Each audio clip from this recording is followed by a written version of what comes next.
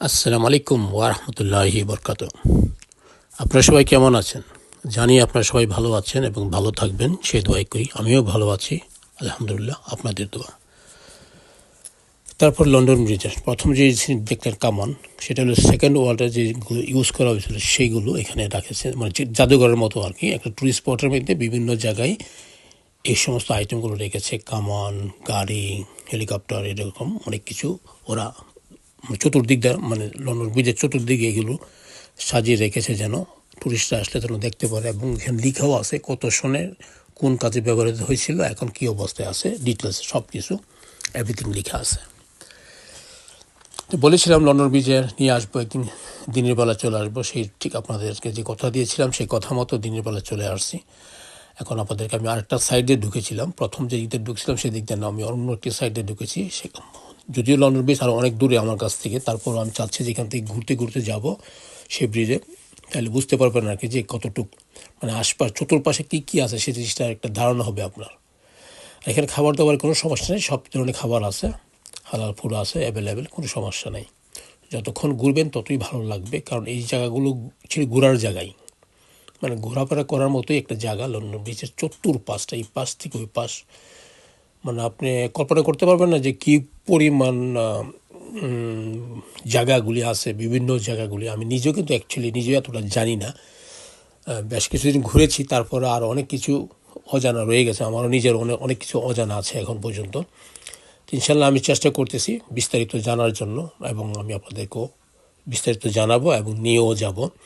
হয়তো আজকে শেষ নাও হতে পারে, আবার নেক্সট আবার চলে আসবো সেই লন্ডন ব্রিজে নিয়ে, বিভিন্ন জায়গায় নতুন জায়গাগুলি যেগুলো যাই নাই আপনাদেরকে, যেগুলো আমি দেখাই নাই সেগুলিও দেখাবো।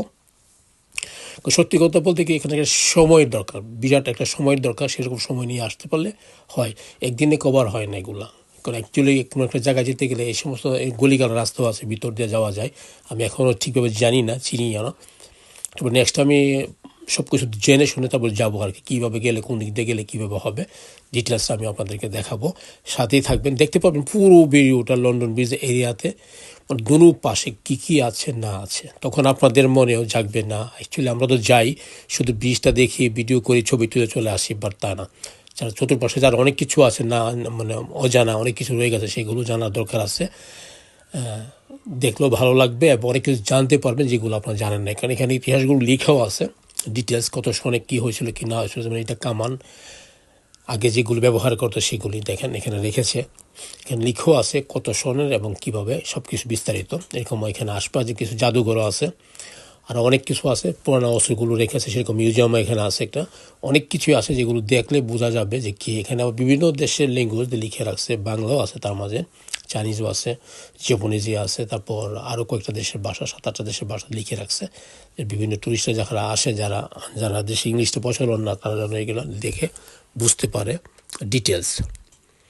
এটা একটা রাজার বাড়ি, সে পুরোনো আমলের, কার লেখা আছে আমি ঠিক জানি না, তবে দেখলে আমি বুঝতে পারবো আর কি। তা আমিও নিজেও জানতাম না যে এত সুন্দর সাইটগুলো রয়ে গেছে লন্ডন ব্রিজের চতুর্পাশে। তো সেগুলি এখন আমি আপনাদেরকে দেখাচ্ছি।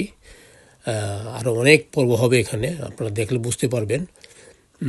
আরও অনেক কিছু আছে যেগুলো আমি এখনও জানি না, সেগুলো জানতে চেষ্টা করবো এবং জানার পর আমি সেগুলো আপনাদেরকে দেখাবো এবং সে সমস্ত জায়গায় আমি নিয়ে যাব, এবং কোন দিক দিয়ে যেতে হবে সেগুলো আমি আপনাদেরকে দেখাবো, এবং কিভাবে গেলে ভালো হবে সেটাও আপনারা জানতে পারবেন, দেখতে পারবেন। তারপর যদি আপনারা আসেন, মানে পুরো একটা সময় নিয়ে আর কি, পুরো দিনটা একটা সময় নিয়ে সকাল থেকে রাত্রের পর যদি আসেন তাহলে বোঝা যাবে আর কি। এবং রাত্রের বেলাও বেশ জমে এখানে, 1টা পর্যন্ত লোকজন থাকে সেরকম। এখানে ডিস্কো বার আছে, তারপর বিশাল বড় বড় বার আছে, আর অনেক কিছু আছে যেখানে দেখলে অ্যাকচুয়ালি প্রাণ ভরে যাবে আর কি।